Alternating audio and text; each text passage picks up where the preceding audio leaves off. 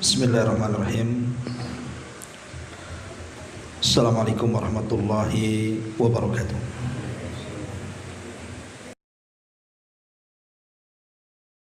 Salatu wassalamu ala Rasulillah wa ala alihi wa sahbihi wa mawalah wa la hawla wa la quwata illa billahi wa ba'd. Alhamdulillah, segala puja dan puji hanya milik Allah subhanahu wa ta'ala. Salawat dan juga salam tahdiahkan kepada Rasul kita Nabi besar Muhammad sallallahu alaihi wa ala alihi wasallam. Kita lanjutkan kajian kita, masih membahas Jawami'ul Kalim, ucapan-ucapan singkat dari Nabi sallallahu alaihi wasallam namun memiliki untaian makna yang dalam, dari kitab Bahjah Qulubil Abrar. Dan kita masuk pada poin ke-18, kezaliman adalah kegelapan.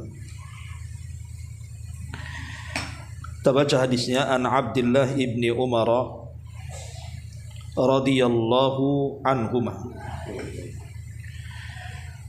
qala qala Rasulullah sallallahu alaihi wasallam az-zulmu zulumatun yaumal qiyamah, muttafaqun alaihi. Dari Abdullah ibn Umar radhiyallahu anhuma, beliau berkata, Nabi sallallahu alaihi wasallam bersabda, kezaliman itu adalah kegelapan pada hari kiamat.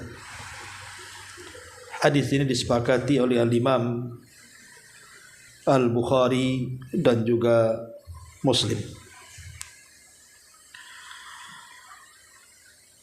Ma'asyiral muslimat yang dimuliakan Allah subhanahu wa ta'ala, kita tahu bahwa Allah subhanahu wa ta'ala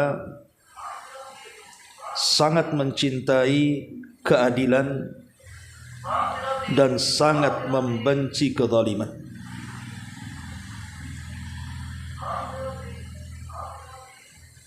Banyak Al-Quran dan juga hadis-hadis Nabi sallallahu alaihi wasallam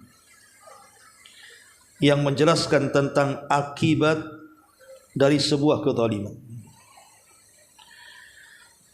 Contoh saja surah Al-Kahfi ayat 59, Allah mengatakan, wa tilkal qura ahlaknahum lamma zalamu wa ja'alna limahlikihim maw'idah.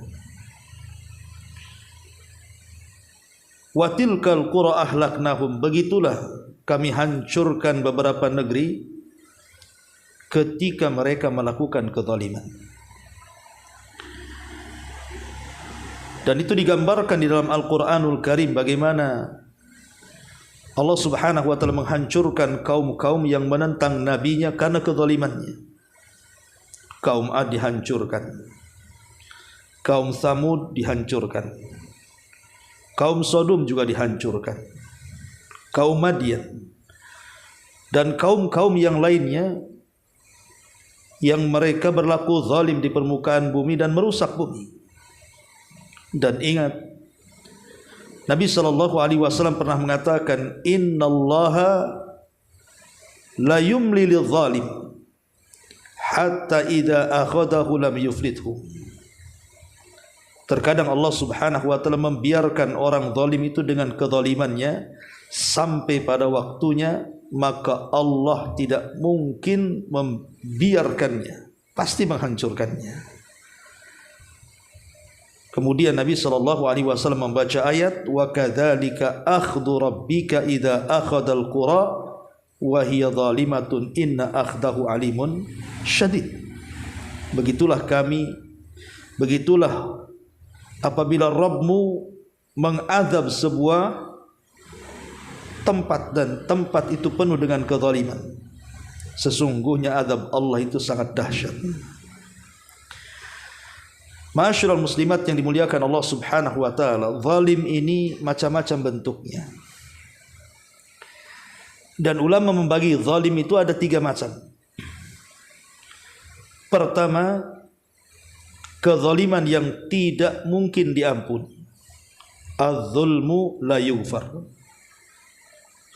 Yang kedua, kezaliman yang tidak mungkin ditinggalkan pelakunya.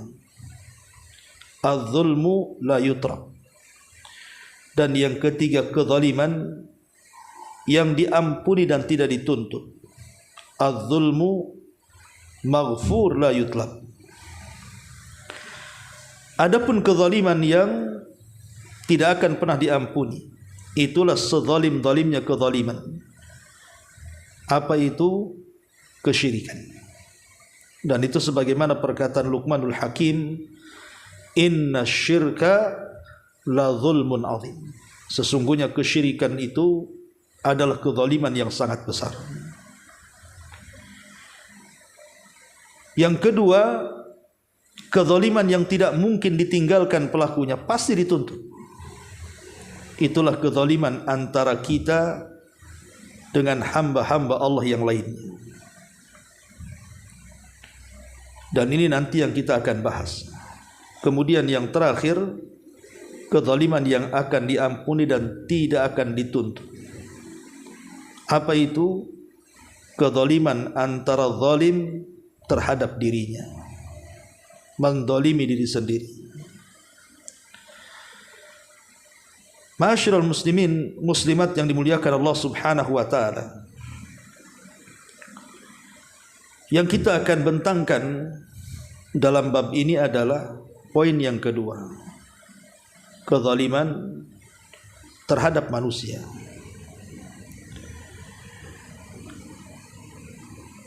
Disebutkan di beberapa dalil dalam Al-Quran dan hadis-hadis Nabi SAW bagaimana dahsyatnya dosa orang-orang yang melakukan kezaliman dan bagaimana dahsyat akibatnya.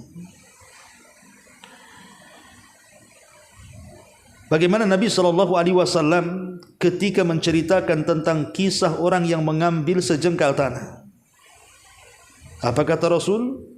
Man zalama kida shibrin minal ardi tawwaqahu Allahu yaumal qiyamah min sab'i aradin. Siapa yang mengambil sejengkal saja tanah orang, artinya dia mencuri tanah dengan mengambil hak tanah orang lain walaupun sejengkal, maka Allah Subhanahu wa taala akan menggantungkan tanah tersebut 7 lapis di lehernya pada hari kiamat. Lihat. Dan kezaliman seperti ini umum di masyarakat kan, Bu. Kadang-kadang dia mengklaim bahwa itu tanah dia padahal tanah orang. Atau sengaja menggeser patok padahal tanah dia tidak sampai di situ. Atau dengan cara melakukan kezaliman, mengambil tanah dengan berlaku zalim, mengganti surat, memalsukan surat dan begitu seterusnya. Ingat, ada satu kisah di zaman sahabat Nabi SAW. Ada seorang sahabat namanya Sa'id ibn Zaid radhiyallahu anhu. Sa'id ibn Zaid. Dan Sa'id ibn Zaid ini salah satu dari 10 sahabat yang dijanjikan masuk surga. Jadi satu hari ada seorang wanita namanya Arwa bintu Uwais mengaku bahwa Sa'id ibn Zaid sudah mengambil tanahnya. Akhirnya wanita ini, Arwa bintu Uwais ini, berselisih dengan Sa'id ibn Zaid ini sampai kemudian perselisihannya dihadapkan kepada Khalifah Marwan ibnul Hakam. Maka berkatalah Sa'id di hadapan Marwan ibn Hakam ini, bagaimana mungkin aku mengambil tanah orang, sementara aku mendengar Nabi SAW bersabda, barang siapa yang mengambil 1 jengkal saja tanah di bumi, akan dikalungkan 7 lapis bumi di leherku pada hari kiamat. Mustahil, kata Sa'id ibn Zaid, aku mengambil tanahnya. Tapi wanita itu tetap menuduh Sa'id ibn Zaid mengambil tanahnya. Akhirnya kemudian Sa'id bin Zaid ini marah dan berdoa kepada Allah Subhanahu wa taala, Allahumma in kanat kadhibatan. Ya Allah, kalau wanita itu berdusta, dia hendak menguasai tanah tersebut dari diriku, maka butakan matanya. Butakan matanya, panjangkan umurnya, dan wafatkan dia di tanah itu yang ia klaim itu tanahnya. Itulah doanya Sa'id bin Zaid. Karena dia dizalimi. Dia punya tanah, kemudian diambil tanahnya, kemudian difitnah pula bahwa dia yang mengambil tanah wanita itu. Maka dia pun berdoa dengan doa yang sangat jelek sekali kepada wanita itu. Ya Allah, butakan matanya, panjangkan umurnya, wafatkan di kebunnya, katanya.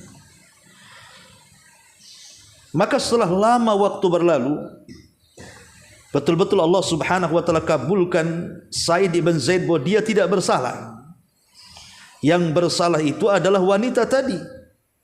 Dia hendak mengambil tanah Sa'id bin Zaid. Dengan berlalunya waktu, rupanya wanita itu dipanjangkan usianya. Setelah dia tua, Allah butakan matanya. Dan ketika dia berjalan di kebun tersebut, dia tersandung, kemudian terperosok ke dalam lubang di kebunnya, dan dia pun meninggal dunia. Na'udzubillah. Lihat bagaimana Allah Subhanahu wa taala terkadang menyegerakan hukuman kezaliman di dunia sebelum akhirat. Itulah yang disyaratkan dalam sabda Nabi sallallahu alaihi wasallam, "Ma min dzambin ajjalallahu uqubatahu fid dunya qabla al-akhirati al-baghyu wa qati'atur rahim." Ada dosa, kata Rasul, yang terkadang disegerakan hukumannya di dunia sebelum akhirat. Salah satunya adalah al-baghyu, kezaliman.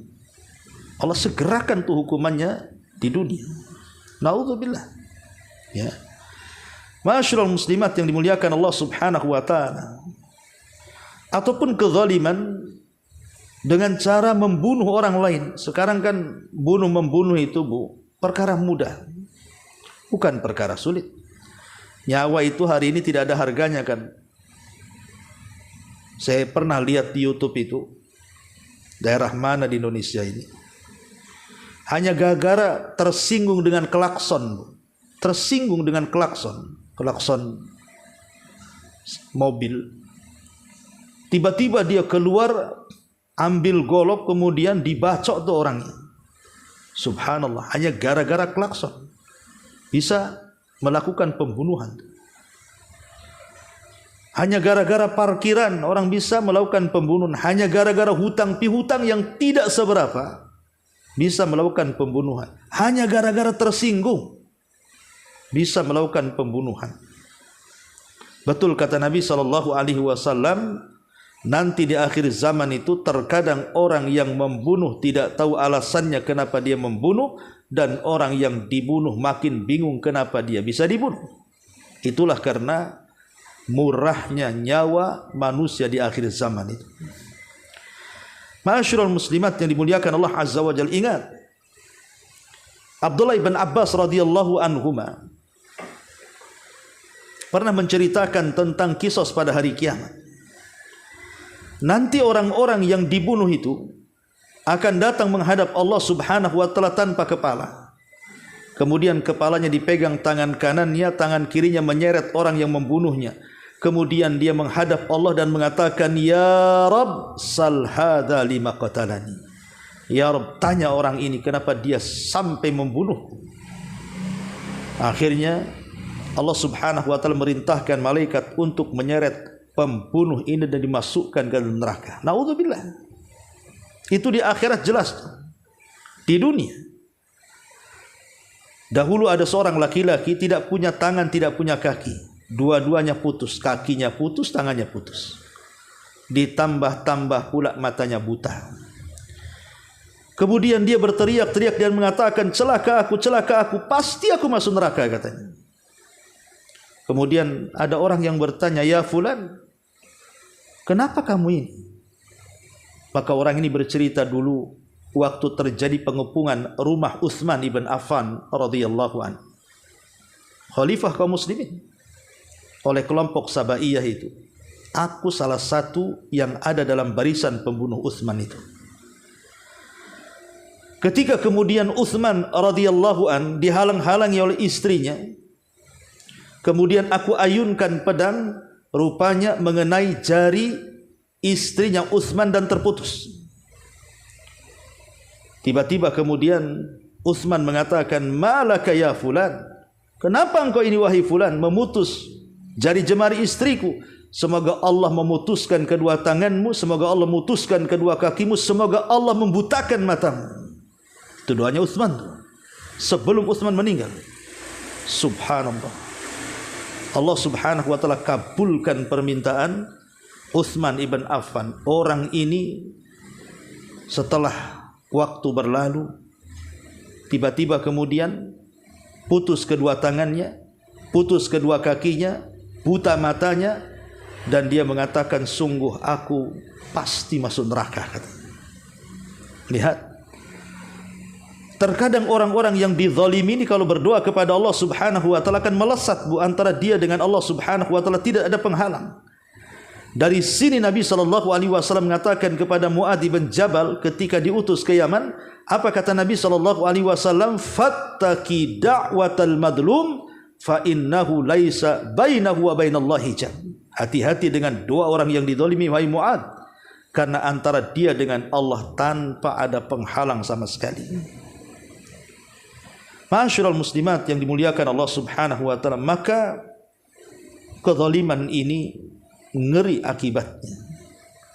Satu hari Sa'ad bin Abi Waqqas radhiyallahu anhu, di zaman Umar bin Khattab radhiyallahu anhu, Sa'ad ini disuruh oleh Umar untuk menjadi gubernur di Kufah. Subhanallah, Sa'ad ini orangnya baik, orangnya adil, tetapi difitnah. Ada aja yang enggak suka dengan Sa'ad bin Abi Waqqas ini, difitnah dengan macam-macam. Katanya Sa'ad ini tidak pernah berhukum dengan keadilan.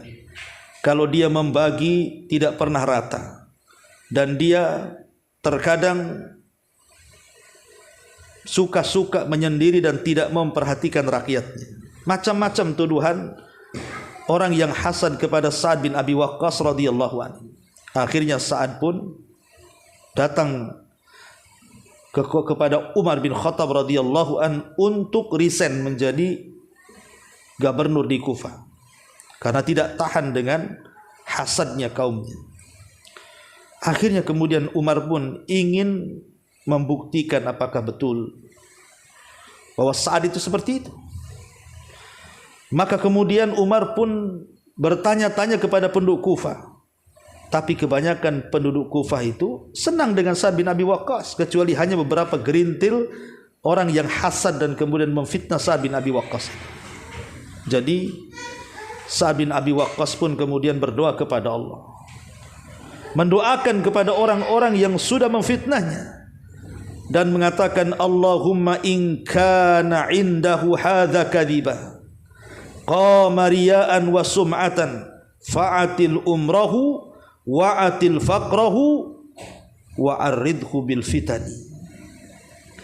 Ya Allah, jikalau perkataan satu orang itu yang sudah memfitnahku itu sebuah kedustaan, aku tidak sebagaimana yang mereka tuduhkan, dan dia memfitnah aku itu gara-gara riya dan sum'ah saja, panjangkan umurnya, panjangkan kefakirannya, banyakkan fitnah dalam kehidupannya. La ilaha illallah. Subhanallah. Ada kakek-kakek yang di masa muda dia memfitnah Sa'ad bin Abi Waqqas itu. Betul, rupanya panjang umurnya. Kemudian dia pun berjalan di jalan-jalan raya menjadi peminta-minta, menjadi pengemis. Dan banyak fitnah yang menderanya. Dia dihina manusia, dilempari manusia, pokoknya seolah-olah manusia yang tidak ada harganya. Lihat. Maka hati-hati. Hati-hati orang-orang yang zalim terhadap doa orang-orang yang dizalimi. Karena orang-orang yang dizalimi ini walaupun dia orang kafir, maka Allah akan bersama orang yang dizalimi walaupun dia kafir, bukan karena kekafirannya, tapi karena Allah tidak suka dengan kezalimannya dan Allah suka dengan keadilan. Makanya hati-hati kepada orang kafir saja tidak boleh kita berbuat zalim, apalagi kepada orang Islam. Abdullah bin Mas'ud Al-Badri, Abi Mas'ud Al-Badri radhiyallahu anhu, dia mengatakan, satu hari aku pernah memukul budakku dengan pecut. Tiba-tiba kemudian di belakang Abi Mas'ud ini ada suara dan mengatakan, "I'lam ya Aba Mas'ud, i'lam ya Aba Mas'ud, ketahuilah wahai Aba Mas'ud," katanya, bahwa kau bisa melakukan sesuka hatimu kepada budakmu, tapi di sana ada zat yang jauh lebih bisa menghukummu, maksudnya Allah Subhanahu wa taala. Ketika dia melirik, rupanya Nabi. Maka kemudian dia pun menyesal dan mengatakan, wallahi la adrib mamlukan abada. Kalau begitu ya Rasul, aku tidak mungkin memukul seorang budak selamanya. Kemudian kata Abdullah bin Mas'ud, kalau begitu kumerdekakan budak ini.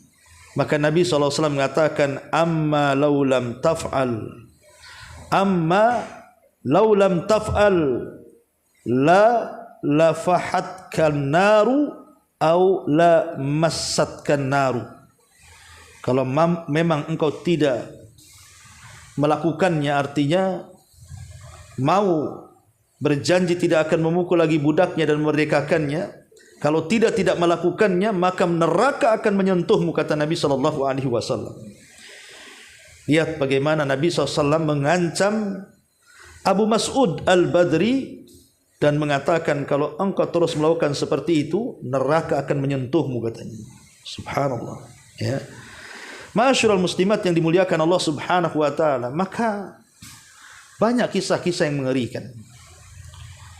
Atau pernah kisah yang pernah saya ceritakan di sini yang dikisahkan oleh Al-Haythami dalam kitabnya Az-Zawajir an Iqtirabil Kabair, dan juga kisah ini dicantumkan oleh Imam Zahabi dalam kitabnya Al-Kabair, tentang kisah orang jahat yang mengambil ikan seorang nelayan.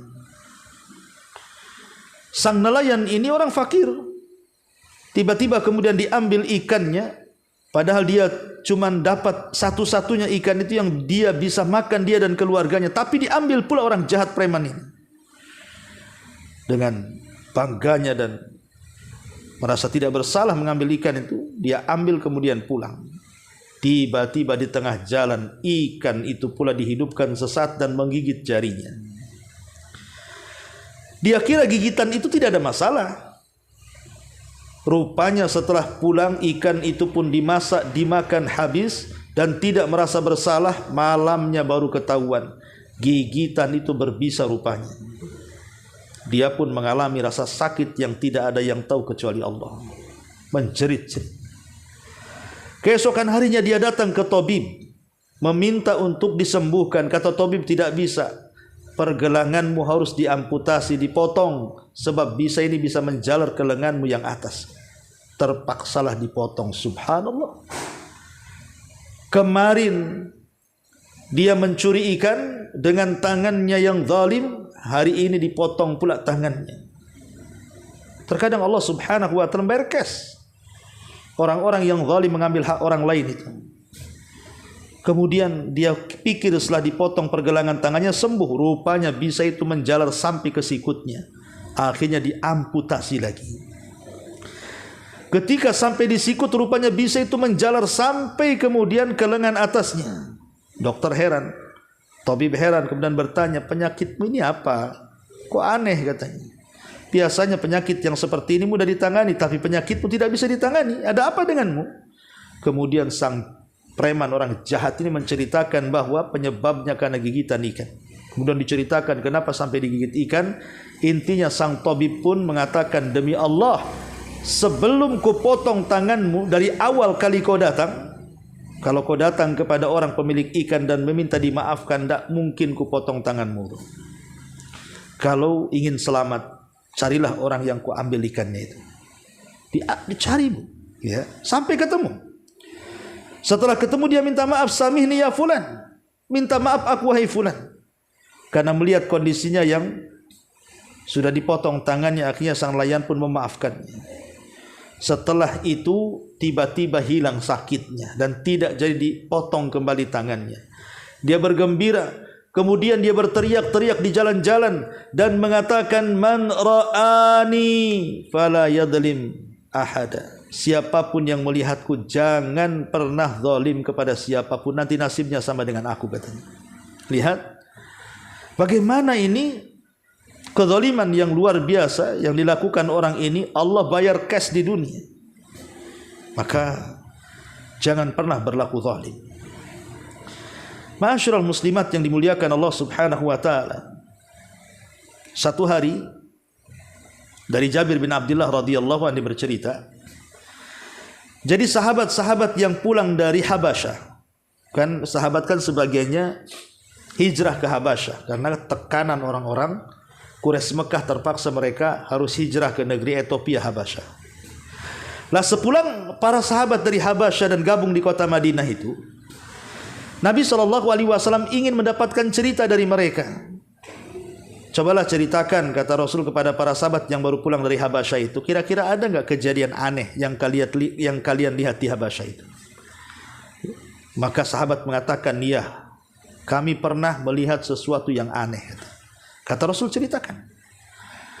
Maka salah seorang sahabat yang pulang dari Habasyah mengatakan, ya Rasulullah, ketika aku berada di Ethiopia, ada seorang kakek, dan kakek ini seorang padri, sudah tua, sedang memikul air. Tiba-tiba ada anak muda mendorong kakek itu sampai tersungkur dan airnya kemudian tumpah. Subhanallah. Airnya tumpah. Dan tidak ada yang menolong kakek itu. Padahal banyak orang di sekitar itu yang menontonnya tapi membiarkan. Maka Nabi kakek ini mengatakan, ya Ghudur, ya Ghudur, idza wada Allahul kursi wa jama'al awwalina wal akhirin wa takallamatil aidi wal arjul bima kanu yaksibun fasawfa ta'lam kaifa yakunu amri wa amruk kaifa yakunu amri wa amruka indahu gadan. Maka kakek ini marah dan mengatakan, wahai fulan, kepada orang yang mendorongnya sehingga dia jatuh dan tumpah airnya itu, wahai fulan, wahai zalim, wahai pengkhianat, ingat nanti satu hari Allah meletakkan kursinya dan mengumpulkan orang yang awal dan akhir. Ketika semua tangan dan kaki bicara terhadap apa yang mereka lakukan di dunia, engkau akan tahu kelak urusanku dan urusanmu di hadapan Allah Subhanahu wa taala. Ada perhitungannya sendiri nanti, katanya. Maka Rasul SAW mengatakan, telah benar kakek itu, telah benar kakek itu. Kemudian Nabi SAW mengatakan, kaifa yuqaddisallahu ummatan la yu'khadu li dhaifihim min syadidihim. Kata Nabi SAW, bagaimana mungkin Allah membersihkan sebuah kaum yang tidak menolong orang-orang lemah yang sedang didolimi orang-orang kuat itu. Kenapa mereka diamkan? Ya. Lah, bagaimana di sini kakek ini berdoa kepada Allah Subhanahu wa taala dengan doa yang luar biasa menakut-nakuti manusia. Masyaallah muslimin, makanya Nabi SAW itu paling tidak suka dengan kezaliman. Kezaliman sekecil apapun Rasul tidak suka. Sampai ada kisah tentang Nu'man ibn Bashir. Bashir ini mau memberikan hadiah kepada Nu'man, tapi istrinya tidak mau kecuali disaksikan oleh Nabi. Setelah datang kepada Nabi SAW, hadiah itu hendak diberikan kepada Nu'man oleh bapaknya Bashir dan disaksikan Rasul. Rasul bertanya, apakah anakmu cuma Nu'man saja? Kata Bashir, tidak, banyak. Kata Rasul, kenapa kau tidak berikan hadiah juga kepada mereka? Demi Allah, aku tidak suka menjadi saksi untuk perbuatan zalim, katanya. Sampai seperti itu, ya. Dari sini kita tahu bahwa Nabi SAW tidak suka dengan kezaliman. Ma'asyiral muslimat yang dimuliakan Allah Azza wa Jalla, tentu zalim ini akibatnya fatal. Di dunia Allah tidak suka. Wallahu la yuhibbu zalimin. Dalam surah Al-Imran ayat 57 Allah katakan Allah tidak suka dengan orang-orang zalim. Bahkan orang-orang zalim adalah orang-orang yang dilaknat yang ada di bumi. Ala la'natullahi ala zalimin. Ingatlah laknat Allah akan ditimpa kepada orang-orang zalim. Dan Allah tidak akan memberikan petunjuk kepada orang-orang zalim. Innallaha la yahdil qaumadz zalimin. Dalam surah Al-Maidah ayat 51. Dan Allah tidak akan memberikan hidayah kepada orang-orang yang zalim, dan orang zalim tidak akan selamat di dunia. Innahu la yuflihu zalim. Al-An'am 21. Sesungguhnya orang zalim itu tidak akan selamat. Jadi ingat, orang zalim tidak akan selamat. Sehebat apapun mereka menyembunyikan kezalimannya, sehebat apapun mereka berusaha untuk menutupi kezalimannya, Allah Subhanahu wa ta'ala tidak mungkin lalai dengan orang-orang zalim. Wala tahsabannallaha ghafilan amma ya'malu zalimun. Jangan kau kira Allah itu lalai terhadap orang-orang zalim. Allah tidak akan membiarkan orang-orang zalim. Makanya orang zalim tidak akan selamat tuh di dunia itu. Pasti akan ada imbasnya, akan ada akibatnya, ya. Adapun di akhirat sudah jelas. Di akhirat orang-orang yang zalim itu sudah jelas-jelas akan mendapatkan kegelapan pada hari kiamat. Az-zulmu zulumatun yaumal qiyamah. Orang-orang zalim itu mereka akan mengalami kegelapan pada hari kiamat, dan mereka tidak ada kawan, tidak ada yang memberikan syafaat kepada mereka. Dan yang jelas, wa ma lidh-dhalimina min ansar. Orang-orang zalim itu tidak ada penolong pada hari kiamat, dan orang-orang zalim itu pasti akan dimasukkan ke dalam jahannam. Na'udzubillah. Ma'asyiral muslimat yang dimuliakan Allah Subhanahu wa taala, tentu yang namanya kezaliman itu kan pasti ada sebabnya. Ada sebabnya. Apa saja sebab orang itu berlaku zalim itu? Pertama, karena mengikuti langkah syaitan. Ya ayyuhalladzina amanu udkhulu fis silmi kafah wa la tattabi'u khutuwati syaitan. Wahai orang-orang yang beriman, masuklah ke dalam agama menyeluruh dan jangan mengikuti langkah-langkah setan. Setanlah yang menghembuskan di hati-hati orang-orang zalim untuk berlaku zalim. Yang kedua, hawa nafsu. Karena Allah yang mengatakan inna nafsala ammaratun bisu. Sesungguhnya jiwa itu selalu memerintahkan kepada keburukan. Dan yang ketiga, bukan hanya jiwa yang buruk, tapi hawa nafsu yang diikuti. Teman-teman yang jahat, lingkungan yang tidak baik.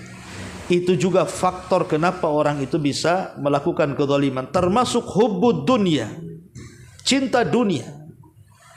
Betapa banyak orang-orang yang terlampau cinta kepada dunia, dia mengambil hak orang lain. Dia curang dalam berdagang, curang dalam berekonomi dan bermuamalah. Terkadang dia mengambil hak orang seolah-olah tidak bersalah. Karena cintanya kepada dunia, dia rela sikut kanan, sikut kiri, tabrak belakang, tabrak depan. Yang penting dunia didapatinya. Ini kezaliman, cinta dunia, cinta kedudukan. Orang kalau sudah duduk di sebuah kursi kekuasaan, sulit untuk turun. Biasanya dia melakukan kezaliman supaya kekuasaannya tidak hilang dari kursinya. Dan banyak penyebabnya, ya. Ma'asyiral muslimat yang dimuliakan Allah Azza wa Jalla, dari sinilah pentingnya kita berusaha untuk menjauhi kezaliman. Bagaimana caranya? Pertama, ya, ingat bahwa kezaliman itu ada balasannya. Tidak di dunia, pasti di akhirat. Innallaha la yadhlimu mithqala dzarrah. Allah tidak akan menzalimi walaupun sebiji dzarrah. Karena kezaliman itu Allah haramkan kepada dirinya dan kepada hamba-hambanya. Maka ingat, Allah tidak pernah zalim. Maka Allah saja tidak pernah zalim, masa kita pula zalim? Yang pertama. Yang kedua, lihatlah jelek akibat kezaliman itu. Lihat bahwa akibat kezaliman itu, wa ma kana rabbuka liyahlikal qura bidzulmin wa ahluha muslihun. Tidaklah Rabbmu menghancurkan sebuah kaum karena kezaliman, sementara orang-orang yang di dalamnya mereka masih banyak orang-orang yang memperbaiki. Artinya kalau sebuah negeri sudah banyak kezalimannya merata, maka Allah Subhanahu wa taala akan binasakan kaum itu. Kemudian yang ketiga, adamu al-ya'si min rahmatillah. Jangan putus asa dari rahmat Allah Azza wa Jalla. Kezaliman apapun, kalau kita datang kepada Allah Subhanahu wa taala meminta ampun dan mencari orang yang kita zalimi, kemudian meminta maaf, pasti pintu maaf itu dan ampunan terbuka. Dan ingat bahwa ada satu hari semua manusia akan dikisos akan kezaliman.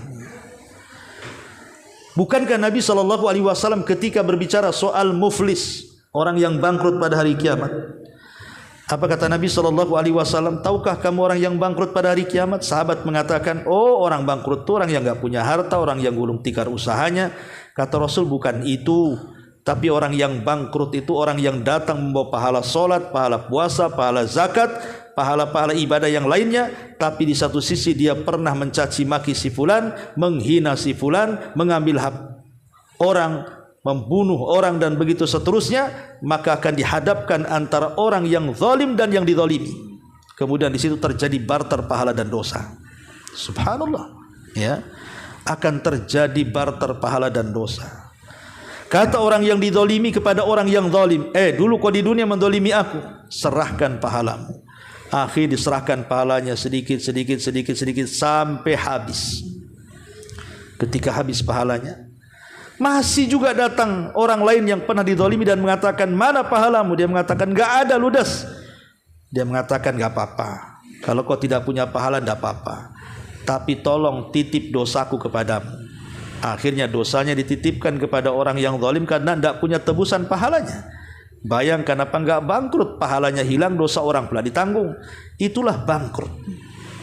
Ya, maka jangan putus asa dari rahmat Allah Azza wa Jalla, dan ingat bahwa satu hari nanti kezaliman itu pasti dibalas, karena ada kisos di hadapan Allah, Zat yang akan menegakkan kisos seadil-adilnya. Dan perbanyaklah zikir dan istighfar. Walladzina idza fa'alu fahishatan aw zalamu anfusahum dzakarullaha wastaghfaru lidzunubihim.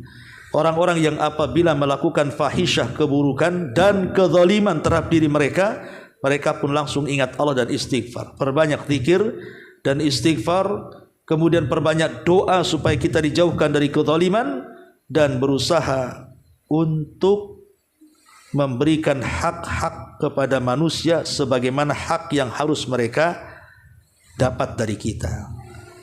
Bagaimana seorang pemimpin memberikan hak kepada rakyatnya, bagaimana seorang suami memberikan haknya, bagaimana istri juga sama, orang tua kepada anaknya, anak kepada orang tuanya, kita kepada tetangga kita, kepada manusia, kepada binatang, kepada apapun, ya, supaya bisa lepas dari kezaliman.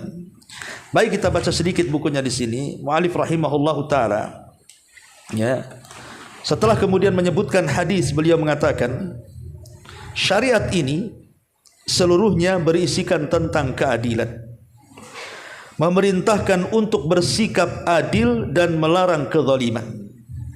Qul amara rabbi bil qisti, katakan Rabbku memerintahkan agar aku berbuat adil. Innallaha ya'muru bil adli, sesungguhnya Allah memerintahkan agar berlaku adil. Alladzina amanu wa lam yalbisu imanahum bidzulmin ulaika lahumul amnu wa hum muhtadun. Orang-orang yang beriman dan tidak mencampur adukan keimanan mereka dengan kezaliman, maksudnya kesyirikan di sini, mereka itulah orang-orang yang akan mendapatkan keamanan dan mereka mendapatkan petunjuk dari Allah Subhanahu wa taala. Kemudian pengarang menyebutkan beberapa contoh kezaliman. Termasuk sikap zalim, kata pengarang, adalah meninggalkan perkara-perkara yang telah disebutkan di atas sebagai bentuk sikap adil, artinya menunaikan hak-hak nabinya yang berupa keimanan terhadap beliau. Artinya begini, ketika kita ini tidak menjalankan syariat, tidak ikut syariat Nabi SAW, berarti kita zalim kepada Nabi. Karena Nabi diutus itu ditaati, bukan untuk dimaksiati. Ketika kita kemudian bermaksiat kepada nabinya, berarti zalim kepada nabinya. Ya, termasuk juga kita harus mensyukuri nikmat Allah. Ketika kita kufur, kita zalim kepada Allah Subhanahu wa taala.